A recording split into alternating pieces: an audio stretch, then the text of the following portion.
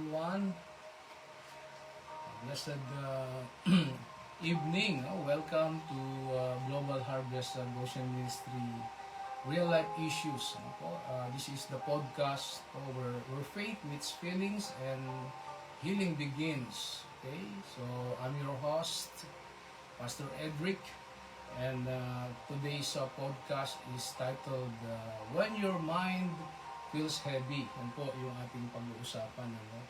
When your mind feels heavy. Okay? So, matindi po itong ating pag-uusapan for tonight. Okay? So, friends, let's be real. No? Sabi ko nga po, totoo po tayo sa ating buhay. No? Because, some days you just don't feel okay. So, tanungin natin, it's okay not to feel okay? Maybe siguro you're tired, overwhelmed, anxious, but you still go to church, okay? Read your Bible and pray every day. Alright? So, ang tanong sa atin ay napupunta naman ako sa church, nagbabasa ako ng Bible, nagpipray ako, umattend ako ng fellowship, ng aking life group, care group, o small group, o support group. Kaya ang tanong sa atin, so why do you still feel heavy? Yun po ang Why do you still feel heavy? Bakit nararamdaman pa rin natin na tila baga mabigat po ang ating pakiramdam? So, today or tonight, we're going to talk honestly, okay, about what it means to be a Christian and still struggle with so-called mental and emotional battles or mental and emotional issues, okay, and why it doesn't make you weak, it makes you human. So alam niyo po, ang problema po ay maraming tao ngayon, marahil baka ikaw po yun, tayo yun, ang tahimik na nakikipagpunyagi sa natawag nating mental at emosyonal na mga pasanin.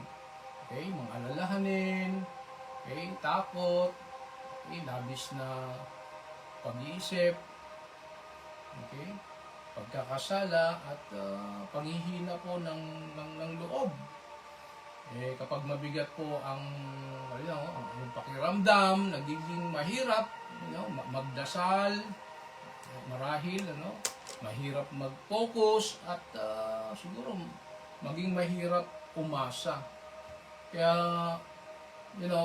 brothers and sisters in Christ, we smile on the outside, sabi nga natin, we smile, maybe you smile on the outside, but deep inside, we're overwhelmed, alright? Maybe restless and weary. Sabi ko nga po, even as Christians, we are not exempted. We may wonder, where is God? Tanong natin, where is God in this heaviness? Alright? Why can't I just shake it off? And am I lacking faith? Siguro, tinatanong natin. So, ang nangyayari kapag ang isip po natin ay mabigat, ito po ay tulad po ng paglalakad sa buhay na may emosyonal na mga kabigatan na hindi nakikita ng iba. Okay, nakangiti ka sa labas, sabi ko nga po, alright, pag kinumusta ka, kumusta ka na? Okay, I'm fine, I'm good. Okay, nakangiti ka sa labas. Ngunit sa loob, ang iyong mga iniisip ay marahil, tumatakbo at ang iyong kapayapaan ay nakakaramdam sa malayo. You wonder, wandering ang isip mo. Tulad po ng hindi natin nakikita ang iyong mga pasanin. Ngunit ang totoo, ang mga ito po ay, nakakapagod. Diba? Yung ikaw ay magkaroon ng heaviness sa iyong isip, nakaka-stress yan, nakakapagod yan, nakaka-torture niya, naka-stress. Diba? But here's the truth, no po? Here's the truth. Alam niyo po, God never asks you to carry that weight alone. Amen? So that's the good news. No? God never asks you to carry that weight alone. In Matthew 11:28, no, this is a very good verse sa atin. Jesus says, "Come to me, all of you who are weary and burdened, and I will give you rest." Wow, wow, wow. Ganda po ng talata ng yan. No? Jesus doesn't just want to walk with you. Right? He wants to what? To trade your heaviness for His peace. Wow. Wow. Hallelujah. Minsan po, ang pinaka spiritual na bagay, ano po, na magagawa mo ay huminto, ano po, alisin ang maaaring mga iniisip at sabihin, Panginoon, Panginoon, hindi ko na po ito madadala, hindi ko na kaya yung bigat ng aking iniisip. No? Sobra-sobra na ito, ano po? At halos sasabihin na rin parang sasabog ako dito sa aking situation na ito. So, totoo yan, ano po? At hindi naman natin pwedeng i-deny, okay, yung mga ganyang mga iniisip natin. At alam niyo po, doon tayo katatagpuin po ng ating Diyos. Amen? At doon kaniya sasalubungin na may kaaliwan, kalinawan, at kapahingahan para po sa ating mga pagod na mga kaisipan. So, tanong ko sa iyo, anong bagay sa iniisip mo ngayon ang talagang napakabigat, napakatindi, no? Sabi ko nga, napaka-stressful sa buhay mo. No? Siyempre, ikaw lang nakakaalam yan at ikaw lang ang siyang nakakabatid, no? ng lalim at lawak ng sabi nga natin, bigat ng iyong karanasan. So, have you ever sat in church and smiled while, silently droning inside? Nasa church ka nga, ka-smile ka, pero silently, you are droning inside. You hear people say, oh, just pray about it, or have more faith, sinasabi nila, and you wonder, is something wrong with me? Is something wrong with me? Ano niyo po, nakapunta na po ako dyan sa mga sitwasyon na yan at hindi tayo exempted. At marami pang iba, po.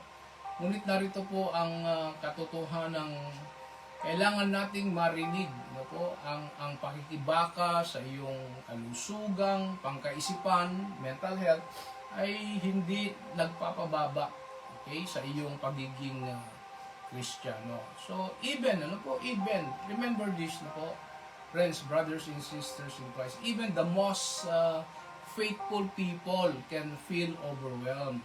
Okay? So, tingnan natin para at least ma-realize natin na hindi ka nag-iisa doon sa heaviness of anything na dinadala mo. Like Elijah in the Bible, no? Let's take an example about si Elijah, po. One of the greatest prophets, Elijah na yan, ha? Si Elijah ay sinasabi po ng Bible scholar na one of the greatest prophets prayed what? Prayed to die, Imagine mo si Elijah, one of the greatest prophets in the Bible, the Old Testament, ay nanalangin na siya mamatay. Sa 1 King, makikita natin yun, pakibasa nyo lang po mamaya, medyo mahaba, sa 1 Kings 19, no? And how about David, King David, cried out in despair in Psalms, Sa Book of Psalms, makikita po natin ang tindi ng desperation. David cried out in despair in mostly in the book of Psalms. And even our Lord Jesus Christ Himself, hindi po siya na-spare. Jesus Himself said, "My soul is what? Overwhelmed with sorrow to the point of death." Wow, bigat no? Imaginein mo yun. Jesus na yun, Sa Matthew 26:38, sabi niya, "My soul is overwhelmed with sorrow to the point of what? Point of death. Woo! Wow! Wow! So, kaya nga sabi ko, no, you're not alone. No? We're not alone. And you're not broken beyond repair, mga kapatid. No? So, let's look at what Scripture actually says about our minds. No? Pag-usapan po natin, ano ba sinasabi po ng Bible about our minds. Let's take Romans 12, chapter 12, verse 2. Anong sabi po doon? No? Romans 12, chapter 2 says, do not conform to the pattern of this world, but be what? Transformed by the what? Renewing of your mind. No? Sa magandang balita Biblia, ang sabi po doon huwag kayong makiayon, no, sa takbo ng mundong ito. Sabi no, sa halip, hayaan niyong baguhin ng Diyos ang inyong pag-iisip. Alright? Wow. So, mula po sa talata na yan, Romans 12 chapter 2, Romans chapter 12 verse 2, ano po? God cares deeply about what? Our mental and emotional health. So, He created our mind, your mind, our emotion, your emotion, and your thoughts. No? He wants what? To renew. Oh, that's it. No? He wants to renew, not condemn them. Yun po ang sinasabi diyan po. No? So, ang Biblia po ay puno ng emosyonal na katapatan. No po? Nagbibigay ito sa atin ng pahintulot na madama, ngunit hindi mabuhay ng walang pag-asa. Amen? No? Hindi kailanman nangako po ang Diyos na hindi tayo makikibaka.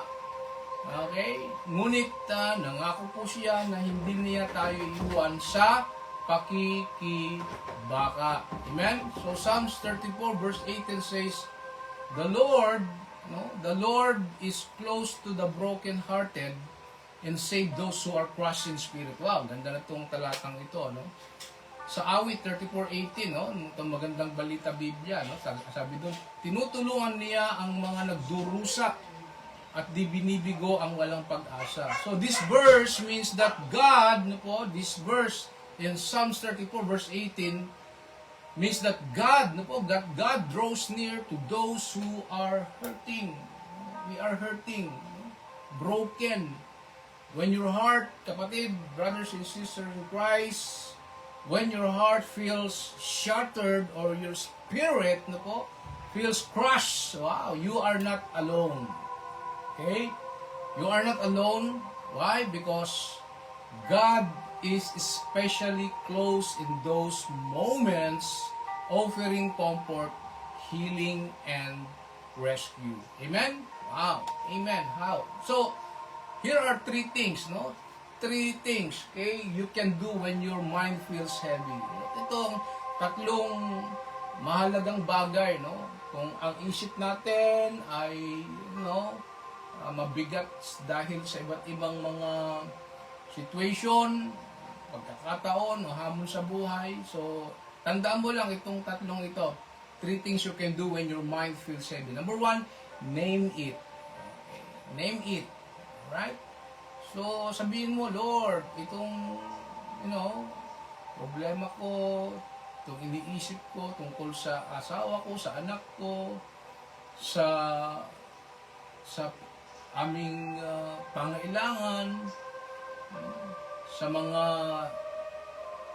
bills na kailangang bayaran, o tuition fees ng anak ko, requirements, sa buhay namin, sa pamilya namin. Don't ignore what you're feeling. Kaya nga name it, Magandang ibulalas, sabi nga natin. Ibulalas mo sa Diyos. Sabi mo sa Kanya, ang laman ng iyong isip. Free yourself, free your mind to name it or give it what is in your mind. Okay? Kailangan mong mag-unwind, mag-unload, sabi nga natin, ng ating mga kabigatan o maaring heaviness ng ating isip, ng ating puso, even our soul. So don't ignore what you're feeling. Yun lang po yun. Don't ignore what you're feeling.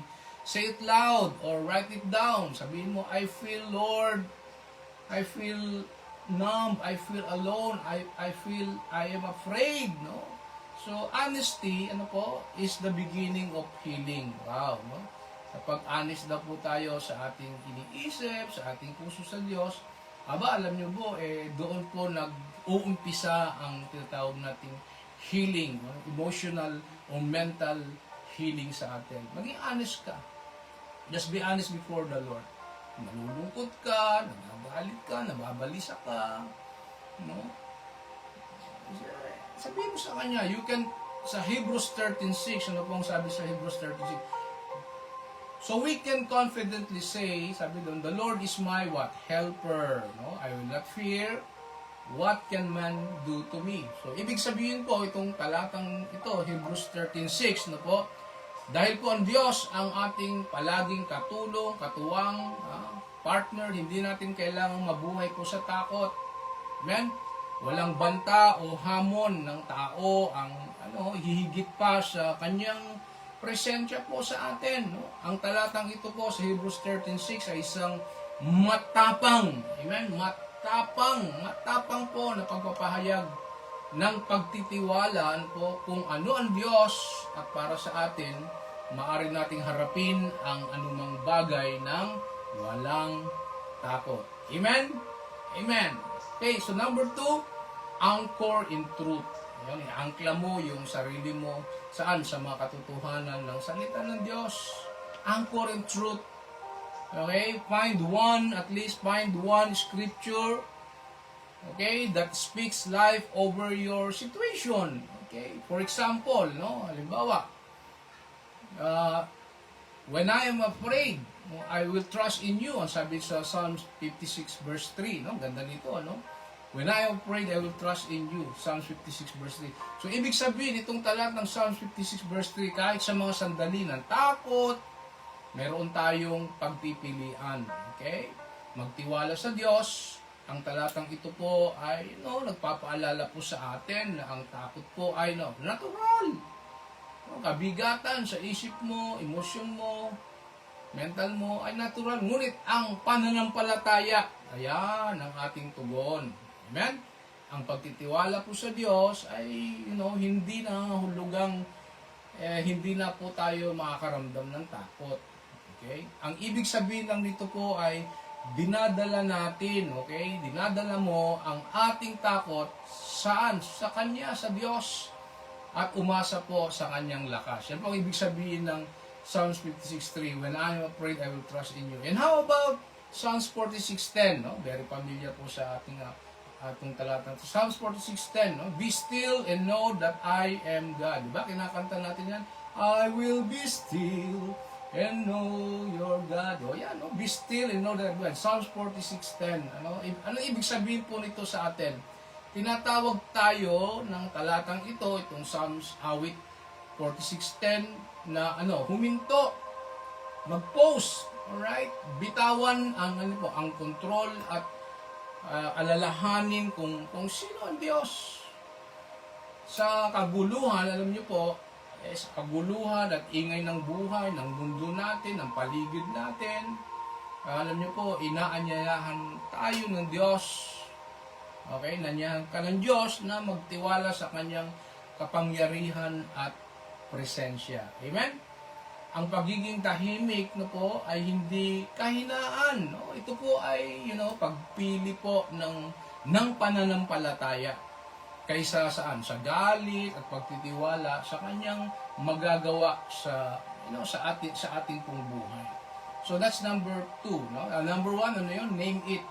Okay, then anchor in truth. And then number 3, right?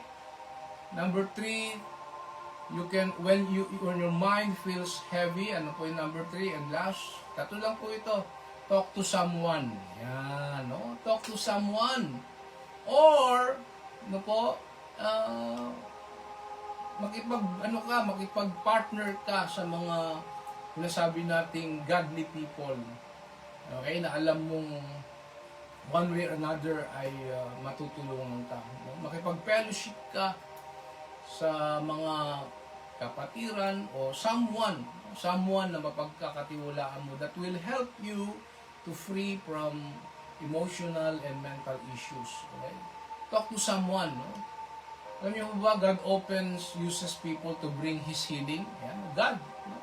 Gumagamit ang Diyos ng mga tao para tayo po ay magkaroon ng ano po, ng pagpapalaya doon sa kabigatan ng ating pong mga dinadala sa ating isip. So imagine someone is stranded in a broken down car, no? This is illustration. Imagine someone stranded in a broken down car on a quiet road, okay? Praying, desperately. Sabi niya, Lord, please help me. Lord, please help me. I need rescue. Yun ang prayer nung taong stranded doon sa broken na kanyang sasakyan. Minutes later, a mechanic happens to drive by, stops, and offers help, okay? But the person says, no, thanks. I'm waiting for God, sabi nung lalaking nasiraan ng kanyang sasakyan. So, alam niyo po, nagtatawanan tayo o tinatawanan natin itong kwento. Ngunit marami po sa atin ang ganoon din, no? Sumisigaw po tayo sa Diyos para sa tulong, kaaliwan, pagpapagaling o lakas. At kapag nagpapadala siya ng mga tao sa ating buhay, na may tenga na nakikinig, okay, matalinong payo, o sinasabi kong spiritual advisors o tulong, kung minsan po hindi natin sila pinapansin dahil umaasa tayo sa isang bagay na mas mahimala. Brothers and sisters in Christ, but the miracle is the person God sends. Alam niyo ba yun?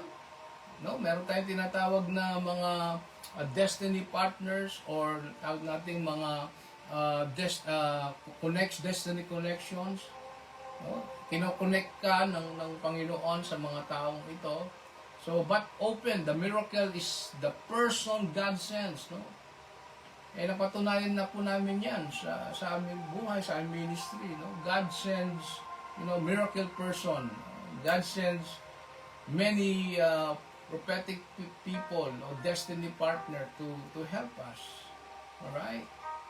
Para kami po ay maalalayan, matulungan in the midst of, maraming mga challenges sa aming family life ministry. And thank you, Hindi ko na isahin pong mga yan, but they know it already. Thank you very much sa mga nagbigay ng kanilang help, ng kanilang time, resources, ng kanilang prayers, declaration. So, thank you for that people. So, kailangan mo yun. Kailangan po natin ng mga tawag nating mga tao tutulong sa atin. Now, remember, ito, example, God used Aaron. Remember si Aaron?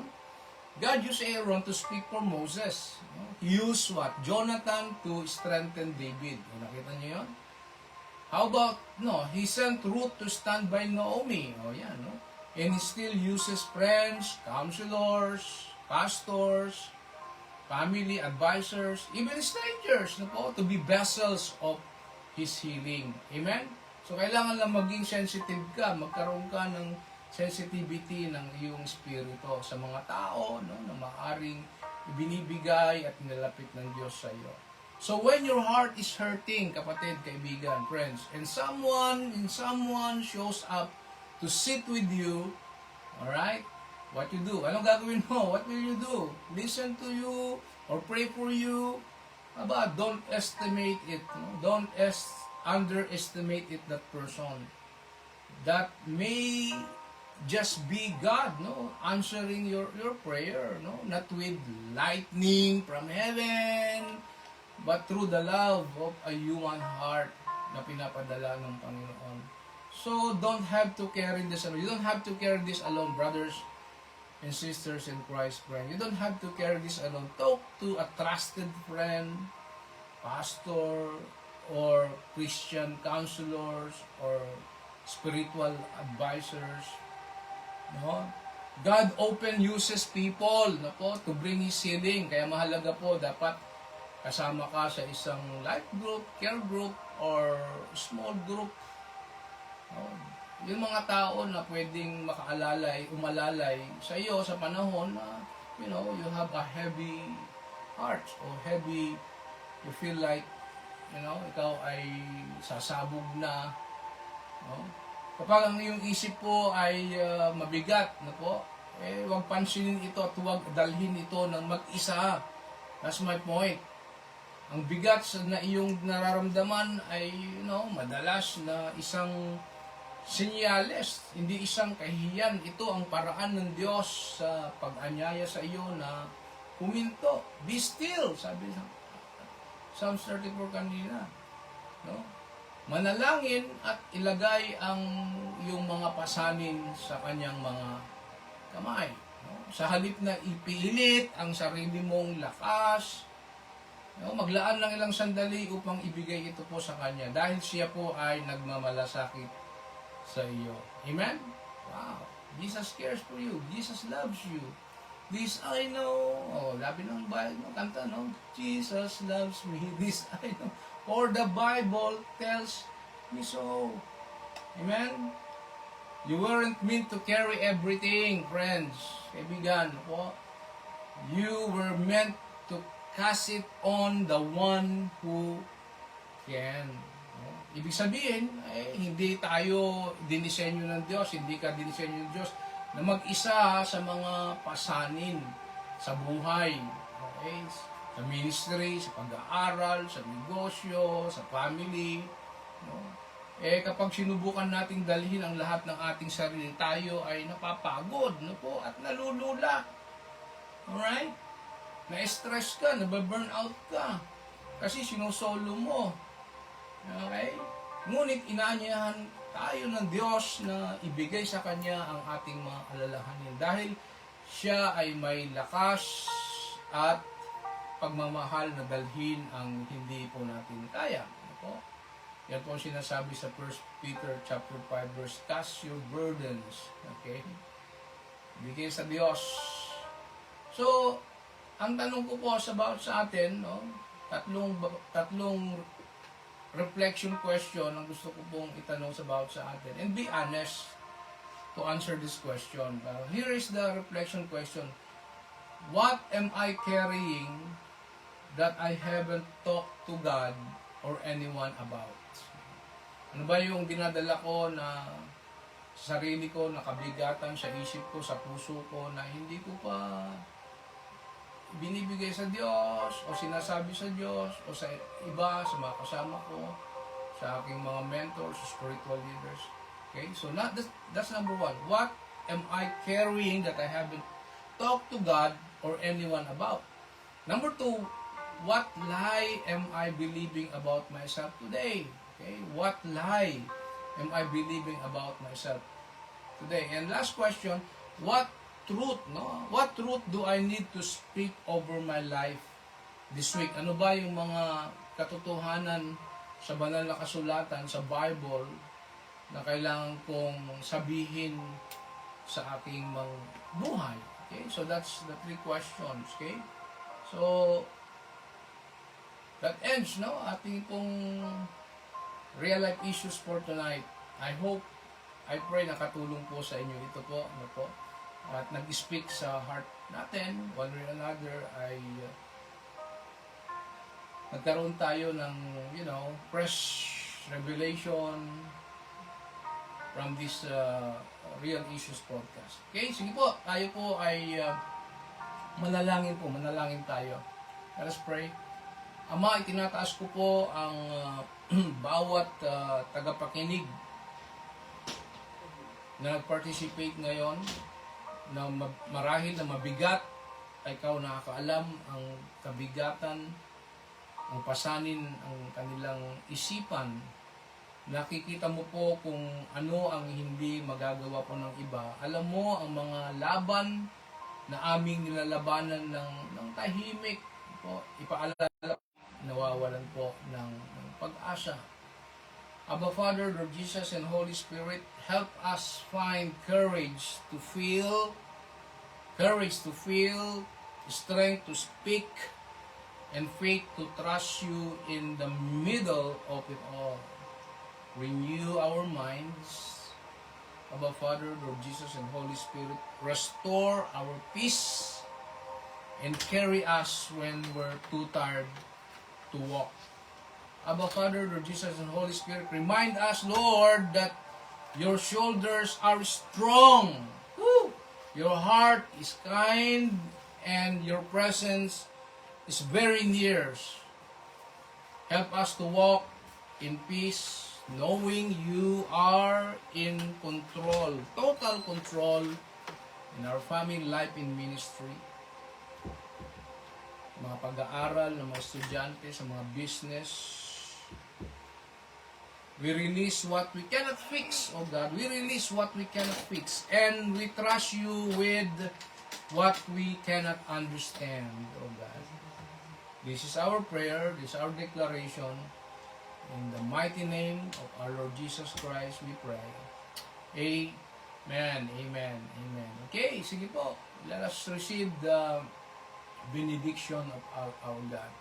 Brothers and sisters in Christ, may the Lord, who sees the burden you carry and the thoughts that weigh you down, surround you with His perfect peace. Hallelujah.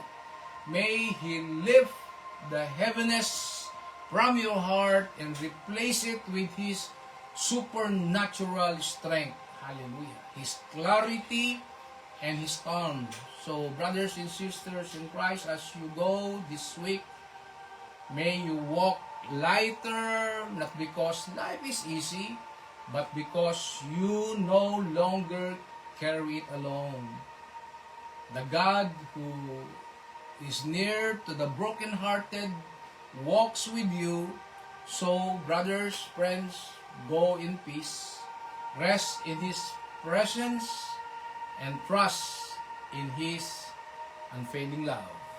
I bless you now in the name of the Father, and of the Son, and of the Holy Spirit.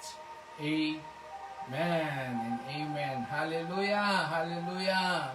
So again, friends, brothers and sisters in Christ, thanks for tuning in to Global Harvest Goshen Ministry, Real Life Issues. This podcast where faith meets feelings and healing begins. Amen. So I'm your host again, Pastor Edric, and today's podcast about real life issues is titled "When Your Mind Feels Heavy." So if today's podcast or today's topic help you, natulungan po kayo, nag-speak sa heart ninyo, please po maging generous tayo.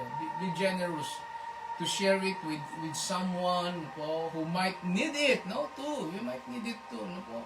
Who knows, kayo po yung sinasabi po diyan na tao na makakatulong, makakapag-connect sa ibang mga kakilala, kaibigan, family, kaklase, ka-office mate, right? O ka-church mate who need someone. And remember, okay, friends, you're not alone. We're not alone. You're loved, seen, and God is with you even when your mind feels heavy. Again, this is your host, Pastor Edric. Until next time, stay grounded in grace. Good evening. Have a blessed and joyful, restless night, peaceful night. God bless and see you again. Okay? Don't forget to tune. Amen. Bye-bye. God bless.